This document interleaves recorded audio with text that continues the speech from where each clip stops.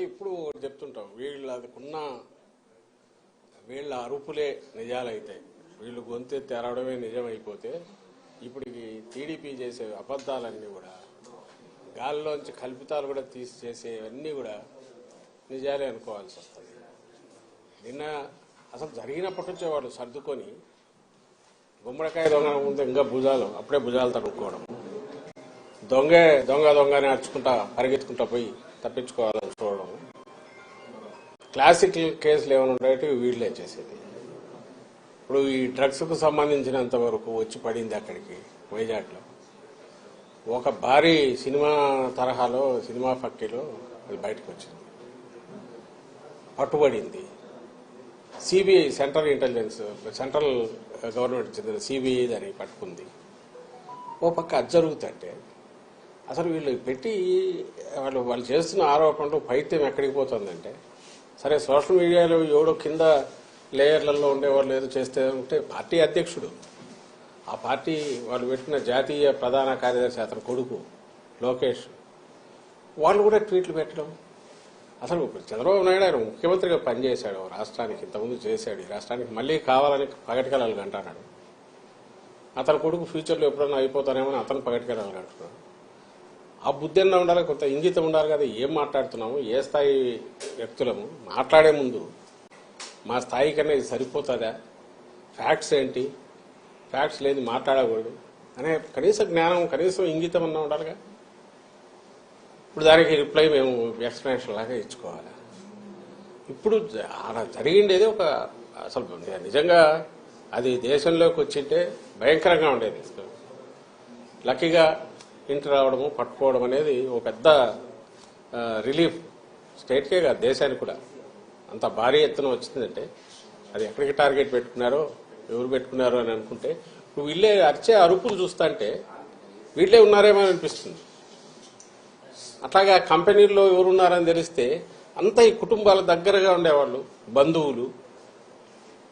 సాక్షాత్తు ఈమె చంద్రబాబు నాయుడు వదిన, ఇప్పుడు BJP state president Purandeswari, NT Rama Rao గారి కుమార్తె, ఆమె కొడుకు ఒక కంపెనీ దాంట్లో కంపెనీలో ఉన్నాడు. ఆమె వియ్యంకుడు ఆ కంపెనీలోనే పార్ట్నర్ అనుకున్నారు. వాళ్ళు ప్రమోట్ చేసిన కంపెనీనే తర్వాత డివైడ్ అయ్యింది, ఒక్కొక్కరు ఒక యాక్టివిటీ చూసుకుంటున్నారు. బయటకు వచ్చి మేము అటాక్ చేసి వీడు సంజయ్ శివాల వాళ్ళు టీడీపీ వాళ్ళు అట్లాంటి వాళ్ళు ఉల్టా ముందే అందుకొని హడావుడిగా రాత్రి నుంచి పొద్దున్న నుంచి ఉదరగొడుతున్నారు. ఇప్పుడు ఇది కాదు, ప్రతి దాంట్లోనూ వాళ్ళు అలాగే చేస్తున్నారు ఫస్ట్ నుంచి ఇప్పటి వరకు. ఇది మళ్ళీ ఎన్నికలకు పోతున్న సమయంలో దీన్ని తీసుకొచ్చేసి మా మీద బండ వేస్తే మేము ఇది చేయాలి. ఇది ఖచ్చితంగా మేము అనుమానించేది ఇది ఒక పెద్ద రిలీఫ్ దొరకడం అనేది. అదే గన ఊహించలేకపోతున్నాం, అది గన తప్పించుకొని బయటకు వచ్చింటే ఇది ఖచ్చితంగా టీడీపీకి సంబంధించిన నాయకుల రోల్ ఉందని గట్టిగా అనుమానిస్తున్నాం. మామూలుగా అయితే రిలీఫ్ ఫీల్ అయ్యేవాళ్ళం, అయితే వాళ్ళ ఉలికిపాటు చూస్తుంటే, వాళ్ళు దాన్ని తెచ్చి మా మీద వేయాలని చూస్తుంటే, ప్రభుత్వం మీద వేయాలని చూస్తుంటే, వైఎస్ఆర్ కాంగ్రెస్ పార్టీ మీద నింద వేయాలని చూస్తుంటే ఇప్పుడు అనిపిస్తుంది వీళ్ళు తప్పించుకోవడానికే మా మీద నింద వేస్తున్నారని. దీని మీద ఖచ్చితంగా చంద్రబాబు నాయుడు, ఆయన కొడుకు, ఆయన వదిన పురంధేశ్వరి, వాళ్లకు సంబంధించిన వాళ్ళు, ఆ గ్యాంగ్ ఎవరో ఉన్నారనేది గట్టిగా అనుమానిస్తున్నాం. ఆ మేరకు కన్సర్న్డ్ ఏజెన్సీస్ కూడా మేము పిటిషన్లు పెడుతున్నాం. ఐ థింక్ సిబిఐ యాంగిల్లో కూడా చూడాలని మేము భావిస్తున్నాం. సార్ అంటే ఈ రోజు డ్రగ్ కేసు టెస్ట్ కేసు చూస్తా ఉంటే టీడీపీ వాళ్ళతో లింక్ అప్ అయిన ఫోటోలన్నీ కూడా బయటకు వచ్చినాయి. మొన్నేమో పవన్ కళ్యాణ్ ఆంధ్రప్రదేశ్ ని డ్రగ్ క్యాపిటల్ గా మార్చేసిన ఆయన వీళ్ళు గ్రౌండ్ ప్రిపేర్ చేసుకుంటున్నారు. మీరు గమనిస్తే డ్రగ్ రిలేటెడ్ గంజాయి మన స్టేట్ లో అంటే గంజాయి మెయిన్, దాని మీదనే ఉండేవాళ్ళు. ఇంతకుముందు టోకెన్ గా ఎప్పుడన్నా జరిగేవి, నామకా వస్తే దాడులు జరుగుతుండేవి, తగలబెట్టేవాళ్ళు. మీరు గమనిస్తే ఉమ్మడి స్టేట్ లో అట్లాగే ఉండేది. అలా ఇంకా టీడీపీ హయాంలో అయితే అది మామూలు మన పంట మాదిరి పండించినారు. అప్పట్లో టీడీపీ నాయకులే ఒకరి మీద ఒకరు అలిగేషన్స్ కూడా చేసుకున్నారు. ఉత్తరాంధ్రలో వాళ్ళ కన్సర్న్లోనే జరుగుతుంది. 100 కోట్లు సంపాదిస్తున్నారు, 1000 కోట్లు సంపాదిస్తున్నారని చూస్తున్నట్టు చంద్రబాబు నాయుడు కూడా వదిలేస్తున్నారు. ఈ మా గవర్నమెంట్ వచ్చాక, జగన్మోహన్ రెడ్డి గారి గవర్నమెంట్ వచ్చాకనే నాట్ ఓన్లీ ఆ సాగును ధ్వంసం చేయడమే కాకుండా ప్రత్యామ్నాయ జీవనోపాధి కూడా కల్పించి అట్రాక్టివ్ ఆకర్షణీయమైంది. ఎందుకంటే దాంట్లో వచ్చే తక్కువ కష్టానికి ఎక్కువ ఫలితం వస్తుంది కాబట్టి దానికే అలవాటు పడి ఇంకా వేరే వైపు చూడని అటు ఆ ప్రాంతం ప్రజలందరికీ కూడా, అది సరిహద్దు ప్రాంతంలో ఉండే వాళ్ళందరికీ ప్రత్యామ్నాయ పంటలను చూపించింది మా ప్రభుత్వం. దానికోసం సెంట్రల్ గవర్నమెంట్ కూడా, హోమ్ డిపార్ట్మెంట్ కూడా ప్రైజ్ చేసింది. ఏపీ నెంబర్ 1 నిలబడింది. ఏది ఈ ఆపరేషన్ పరివర్తన అని, ఆపరేషన్ నవోదయం అని. ఎవరైతే ఈ సాగు మీద డిపెండ్ అయిన ప్రజలు కానీ, బార్డర్ వీళ్ళు కానీ దానికి అలవాటు పడిన వాళ్ళను దాని నుంచి మళ్లించడంలో ఏపీ నెంబర్ 1 అనేది నిలబడింది. దానికోసం ఎస్సీబీ అదే పని మీద ఉంది. ఎస్సీబీ పెట్టిన తర్వాత 11,000 12,000 ఎకరాల్లో సాగును ధ్వంసం చేశారు. అంతటితో మళ్లీ వాళ్ళు దాని వైపు పోకుండా different crops, alternative crops, remunerative crops ను అక్కడ ప్రమోట్ చేసి వాళ్లకు జీవనోపాధి కల్పించి అది కన్సిస్టెంట్ గా నడుస్తుంది. ఉక్కుపాదం అంటే రియల్ సెన్స్ లో మోపడమే కాకుండా ఆ ప్రజలు మళ్లీ సర్వైవ్ అయి బాగా ఎదగడానికి అవసరమైన ఏర్పాట్లు కూడా చేసింది ఈ ప్రభుత్వం. అలాగే ఈ కంపెనీ ఏది చెప్తున్నారో ఆ కంపెనీ తప్పుడు పనులు చేస్తే యాక్షన్ తీసుకుంది ఈ ప్రభుత్వం, మా జగన్మోహన్ రెడ్డి గారి ప్రభుత్వం, వైఎస్ఆర్సీపీ ప్రభుత్వం. ఇప్పుడు ఇంపోర్ట్ చేసుకున్నారు, డ్రగ్ ఇంపోర్ట్ చేసుకున్నారు, డ్రగ్స్ దొరికి ఆయన కంటైనర్కి సంబంధించిన కంపెనీ. ఇటు చూసేది ఈ వైపు నుంచి డ్రగ్స్ ను వాడకాన్ని తగ్గించడానికో, గంజాయి సాగును అసలు ఎరాడికేట్ చేయడము, వాళ్ళు మళ్లీ ఆ వైపు చూడనవసరం లేకుండా రెమ్యూనరేటివ్ ఆల్టర్నేటివ్ ఇది మన క్రాప్స్ వాటిని వాళ్ళకి అలవాటు చేయడము, ఇది జరిగి కన్సిస్టెంట్ గా పోతుంది. ఎవ్రీబడికి మీరు మీడియా కూడా కవర్ చూడొచ్చు, పోయి వస్తున్నాయి కదా స్టోరీస్. బార్డర్ లో కట్టుదిట్టం చేశారు, స్పెషల్ ఏజెన్సీని పెడితే దాన్ని నువ్వు ఎలాగూ ప్రైజ్ చేయలేవు, నీ వల్ల కాలే. 14-19 మధ్య నువ్వు దాన్ని అసలు గంజాయి సాగు 3 పూలు 6 కాయలుగా నువ్వు చేసావు, చంద్రబాబు నాయుడు చేశాడు. ఈ రోజు దాన్ని ఎరాడికేట్ చేసిన మా మీద, నేను ఇంతకుముందు అన్నట్టు దొంగ అన్నట్టు మా మీద నిందలు వేసే ప్రయత్నం చేస్తున్నారు. ప్రతి దాంట్లో ఇదే పని చేస్తున్నారు. ఈ రోజు ఎన్నికల సమయంలో కూడా మాట్లాడడానికి ఏం లేక, చెప్పడానికి 1,00,000 ఉంటాయి. ఎన్నికలు వస్తే మేమేం చేస్తామో మీరేం చేయలేదు చెప్పాలా, లేదా మేము గతంలో ఏం చేశామో వాళ్ళు చెప్పాలా, లేదా రేపు దాని మీద ఆధారపడి రేపు ఇది చేస్తామని చెప్పుకోవాలి. ఇది లేదు కాబట్టి ఈ తప్పుడు నిందలు ఈ పర్టికులర్ కేసులో అయితే వాళ్ళు తప్పించుకోవడానికి మా మీద బండలు వేస్తున్నారనేది మేము భావిస్తున్నాం. అందుకే ఆ కన్సర్న్ ఏజెన్సీకి ప్రెస్ కౌన్సిల్ కూడా కంప్లైంట్ పంపుతున్నాం. ఈనాడు, ఆంధ్రజ్యోతి వాళ్ళ తప్పుడు రాతలు, ఆ ఛానల్స్ వాటన్నిటి మీద కూడా లెటర్సీ. అయితే ఇది కన్సిస్టెంట్ గా ఈ తప్పుడు ప్రచారం, అబద్దాలు రిపీటెడ్ గా మాట్లాడడం అనేది టీడీపీకి అలవాటైంది. రాష్ట్ర ప్రజలు గమనించాలి. లోకేష్ కూడా ట్వీట్ చేశారు సార్, మార్నింగ్ బ్రెజిల్లో అవినీతి జరుగుతుంది, దానికి వైసీపీ ముఖ్య నేత కుటుంబ సభ్యుల ప్రమేయం ఉందనే విషయం నేను గతంలోనే చెప్పాను, ఇప్పుడు రుజువైందని ఒక ట్వీట్ కూడా చేశారు. ట్వీట్ చేశారు. ఎల్లో మీడియా చౌకబారు ఏదన్నా థర్డ్ రేట్ కూడా కలగ, అంతకంటే హీనమైన స్థాయి ఎవడన్నా ఉన్నాడంటే అతనే లోకేష్ అనుకుంటా. లేకపోతే దేనికి ట్వీట్ చేస్తున్నాడో తెలియదు, అసలు ఎందుకు చేస్తున్నాడో తెలియదు. ఏమన్నా మోకాలకు బట్టతలకు సంబంధం ఉందా? బ్రెజిల్ ఎక్కడో దాంట్లో దేశం ఉందంటే ఎప్పుడో సాయిరెడ్డి ఏదో అక్కడ బ్రెజిల్ ప్రెసిడెంట్ గురించి ఇచ్చేసాడని, ఇంటర్నేషనల్ దీంట్లో ఎక్కడైనా గ్యాదరింగ్ లో కలిసి ఉంటారేమో తెలియదు, ఏదో ఉంటే అతను చెప్తాడు. కానీ ఈ రోజు జరిగిన దాంట్లో, ఈ కంటైనర్ లో వచ్చిన దాంట్లో దొరికిన దానికి సంబంధించి ఎవరు దీని వెనక ఎవరెవరు ఉండే అవకాశం ఉంది, ఆ కంపెనీ కాన్షియస్ గా చేసిందా అనేది తేలాల్సి ఉంటే అప్పుడు సహజంగానే కంపెనీ ఎవరిది అనేది చూస్తారు. అది చూస్తే సహజంగా మొత్తం ఎవరు అనేది కనపడుతోంది. దగ్గరి బంధువులు, కుటుంబ సభ్యులు, లేదా వీళ్లతో కలిసి ఎప్పుడు తిరిగినట్టు ఆ ఫోటోలు అన్ని బయటకు వచ్చాయి. ఈ గ్రూప్ తో, ఈవెన్ చంద్రబాబు నాయుడుతో ఉండేవాళ్ళు ఆయనతో ఉన్నారు. ఆ గ్రూప్ కు సంబంధించిన వాళ్ళు ఎవరు రెగ్యులర్ గా కలుస్తారో వాళ్లే ఆ కంపెనీల్లో ఉన్నారు. ఇది సహజంగానే వాళ్ళ మీదకే పడుతుంది. పడడానికి కూడా అవకాశం ఎందుకుంది? అలాంటి ఆలోచనలు చేసే లక్షణం కూడా చంద్రబాబు నాయుడు ఉంది కాబట్టి, తప్పుడు దారిలో ఎట్లా అధికారంలోకి రావాలని చూస్తాడు కాబట్టి వాళ్ళ మీదకే వస్తుందనే దాన్ని ప్రియంప్ట్ చేయడానికి ఉల్టా మా మీద దాడి చేస్తున్నారు. లోకేష్ చేసినా, చంద్రబాబు నాయుడు చేసినా అదే ఉద్దేశంతో చేస్తున్నారు. ఆ స్థాయి, నిజంగా ఆ స్థాయికి రావాలనుకున్న వాళ్ళు చేయకూడని పని చేస్తున్నారు. వాళ్ళు అంటే వాళ్ళకి ఈ జన్మలో ఈ రాష్ట్రంలో ప్రజల అవకాశం ఇవ్వలేదని తెలిసిన తర్వాత వచ్చే డెస్పరేషన్ లోనే ఇలాంటి కామెంట్స్ చేస్తున్నారని మేము అనుకుంటాం. సార్ అంటే వైసీపీ ఓడిపోతున్నాం అని అర్థమైంది, అందుకనే ఆఖరి నిమిషంలో ఈ చీకటి మాఫియాలు రెచ్చిపోతున్నప్పుడు లోకేష్ అంటున్నారు. ఏం చెప్పాలి, మేమేమో పాజిటివ్ అజెండాతో పోతున్నాం.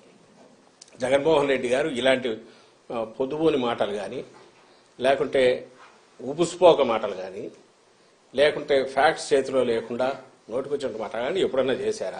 రాష్ట్ర ప్రజలు ఇది చూస్తున్నారు, అది చూస్తున్నారు, మీ మీడియా కూడా చూస్తోందిగా, ఇది చూస్తున్నారు. ఒక పార్టీ అధ్యక్షుడిగా, ముఖ్యమంత్రిగా జగన్మోహన్ రెడ్డి గారు ఇంతకుముందు ప్రతిపక్ష నేతగా అయినా సరే పార్టీ పెట్టినప్పటి నుంచి ఇలాంటి అడ్డగోలు కామెంట్స్ చేయడము, ఈవెన్ ఆయన ఏ పత్రిక అయితే పెట్టారో సాక్షి, దాంట్లో అడ్డగోలు ఊరక రాయడము ఊసిపోక ఆధారం లేకుండా ఎప్పుడన్నా జరిగిందా? ఆయన ఎప్పుడు కామెంట్ చేయట్లేదు. ఫ్యాక్ట్స్ ఉంటే దాని మీదే మాట్లాడుతున్నారు. ఇప్పటికే అదే చేస్తున్నారు. వీళ్ళు ఎప్పుడూ కూడా తండ్రి కొడుకులు, వాళ్ళ టీం కింద ఎవడో కార్యకర్తలు కాదు, వీళ్ళే ముందుండి అబద్ధాలను వండడము, ట్విట్టర్ ప్లాట్ఫామ్ గాను ఇంకో దాంట్లోనూ ఇంటర్నెట్లోనూ రోజు ఊకదంపుడు, మరుసటి రోజు అబద్ధం అని వెళ్ళాక చేతులు దులుపుకొని దాన్ని పట్టించుకోకుండా వాళ్ళం. మీకు 100,000 కనపడతాయి. మొత్తం ప్రచారం కానీ, వాళ్ళ రాజకీయ వ్యవహారాలు కానీ, వాళ్ళ విధానాలు కానీ అన్నీ ఏంటంటే అబద్ధాలతో వండడం, దాన్నే 10 సార్లు 100 సార్లు చెప్పడం, అదే నిజమని వాళ్ళు నమ్మడం, అదే నిజమని ప్రజలు నమ్మించాలని చూడడం. గంజాయి అయినా, ఇసుక అయినా, ఇంకోటైనా వాళ్ళు ఏదన్నా ఈరోజు అంటున్నారంటే ప్రతిదీ కూడా వాళ్ళకు చెప్పుకోవడానికి ఏమీ లేక, మాకు చెప్పుకోవడానికేమో చాలా ఉన్నాయి. అందువల్ల పాజిటివ్ అజెండాతో మేము పోతున్నాం. మీరు ఈ మధ్య సిద్ధం సభలు చూసినా, రేపు జగన్మోహన్ రెడ్డి గారికి జరిగే సభలు చూసినా, మా నాయకుల ప్రచారం చూసినా మేము చేసినవి చెప్తున్నాం. మీరే గమనించండి, ఆలోచించండి. రాజకీయ పార్టీ మేము చేయాలనుకున్నవి, చేసిన పనులు చెప్పాలనా? ఒక థర్డ్ రేటు పల్ప్ బుక్లో వచ్చినట్టు ఫిక్షను దాన్ని పట్టుకొని అవి వాటికి సంబంధించినవో, ఏదో వ్యక్తిత్వ హననం చేసి వాటికి సంబంధించినవో, క్యారెక్టర్ అసాసినేషన్కు పాల్పడి ఇవన్నీ తెచ్చి మీడియా ద్వారా ఉండి ఇదే ప్రజలకు అవసరమైన రాజకీయం అన్నట్టు చేయడం, అది రియల్ రాజకీయమా? అది కాదని రిజెక్ట్ చేశారు. ఇప్పుడే 19లో రిజెక్ట్ చేశారు. ఈసారి కూడా వాళ్ళకు ఏమీ లేదు చెప్పడానికి. ఈవెన్ వాళ్ళు అనుకుంటున్న హామీలు రిపీటెడ్గా చెప్పడానికి కూడా భయపడుతున్నారు. ఎందుకంటే నువ్వు నిన్న ఏం చేసావని అడుగుతారు. 14-19 మధ్య చేయలేదు కదా, అబద్దాలు ఆడినావు, ఇచ్చిన అబద్దపు హామీలు ఒక్కటి నిలబెట్టుకోలే కదా అనేది అడుగుతారు. అందుకోసం వాడి జోలు కూడా పోవట్లా. రేపు ఏదో చేస్తామని చెప్పాలంటే భయం, నిన్న ఏం చేసావని జనం అడుగుతారని. అందుకని రోజు ఏదో ఒకటి, రోజు నిన్న ఎక్కడో ఎలక్షన్ కమిషన్ పద్ధతులు వేస్తాను ఏదో ఉపయోగ ఇవ్వడం ఈ మధ్య మొదలైంది అనుకొచ్చేసి, దాని మీద ఇమ్మీడియట్ బ్యానర్ స్టోరీస్ రాయడం, ఏదో అయిపోయింది కొబ్బరాడు. ఏమీ కావట్లా. రాష్ట్రం నిక్షేపంగా ఉంది, బ్రహ్మాండంగా ఉంది. ఎన్నికలకు మళ్లీ పోతున్న దశలో పూర్తి పాజిటివ్ ఇది వేవ్ మాకు కనిపిస్తోంది. అందుకే మేము ఎక్కడ పోయినా ఆదరణ అట్లుంది.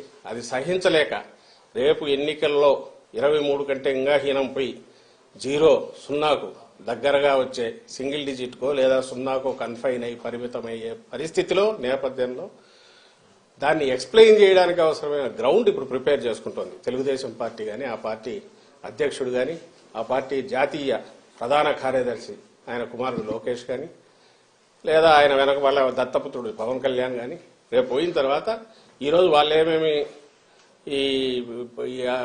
వీటేమంటారు అడ్డగోలు వ్యాఖ్యలు చేశారు, ఇవన్నీ మేము ఆ రోజు చెప్పాం. వీటన్నిటి వల్ల ఈ వైఎస్ఆర్ కాంగ్రెస్ పార్టీ ఈ విజయం వచ్చింది, ఇది ప్రజలు ఇచ్చింది కాదు అని చెప్పడానికి గ్రౌండ్ ఈ రోజు నుంచి ప్రిపేర్ చేసుకుంటున్నారు. రెండవది వాళ్ళకి చెప్పడానికి ఏం లేదు కాబట్టి నోటికి వచ్చినట్టు కారు కూతలు వస్తున్నారు.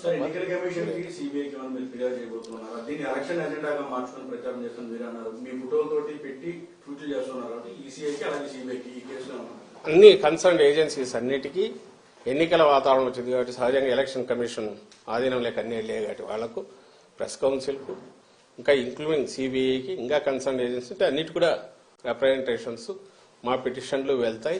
ముందు ఈ తలనొప్పి ఏదో అది తేలాలి, అది ఖచ్చితంగా నీడియల్ ఆఫ్ సస్పిషన్ కాదు, బలమైన ఇదే ఆధారాలతో చంద్రబాబు నాయుడు కుటుంబము లేదా ఆయన వదినకు సంబంధించిన కుటుంబము వాళ్లకు లేదా టీడీపీ యాక్షన్ ప్లాన్ ఈ ఎన్నికల్లో ఎట్లా ఓట్ల అడ్డదారులు ఇది చేయాలంటున్న దాంట్లో దీని రోల్ కూడా ఉండే అవకాశం ఉంది కాబట్టి ఈ కంటైనర్లో ఉన్న డ్రగ్స్ కూడా దాని పర్పస్ కోసం వచ్చిందని మేము గట్టిగా అనుమానిస్తున్నాం కాబట్టి ఆ దిశగా ఇన్వెస్టిగేషన్ జరగాలి. ఎలక్షన్ కమిషన్ కూడా కాగ్నిజెన్స్ లేక తీసుకోవాలని కోరుతాం.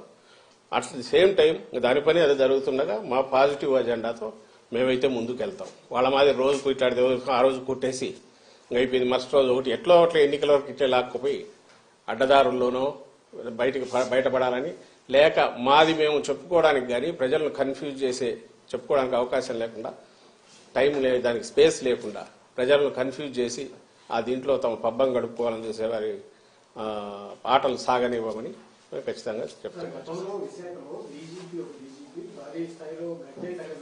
సాయంత్రం బదిలీ చేసిన దాఖలాలు ఉంది. అయితే ఇప్పుడు ఇంటర్పోల్ కి సంబంధించినటువంటి సమాచారంతో సిబిఐ రమణ దిగిన తర్వాత లోకల్ పోలీస్ ఇంటర్ఫీరెన్స్ అంటూ విమర్శలు కూడా వస్తున్నాయి. దానిపై సిపి కూడా వివరించినటువంటి సిచ్యువేషన్. దాని మీద ఇప్పుడు సిపి ఎక్స్ప్లెయిన్ చేసినట్టున్నాడు కదా. వాళ్ళు రమ్మన్న డాగ్స్ వాడు అన్నారు, పోయిన తర్వాత అవసరం లేదన్నారు. అది అవసరం లేదన్నారు కాబట్టి మేము వెనక్కి వచ్చామన్నారు. కానీ ఖచ్చితంగా ఒక సెంట్రల్ ఏజెన్సీ వచ్చిన తర్వాత లోకల్ పోలీస్కి ఇన్ఫర్మేషన్ ఏదో ఒకటి ఇచ్చింటే వాళ్ళ ఈ రెండు ఏజెన్సీల మధ్య జరిగే ఇంటరాక్షన్ అవుతుంది. కానీ మీరు గమనిస్తే ఈరోజు ఈనాడు పేపర్లో రాశారు, అసలు తలాతోక ఉంది దానికి.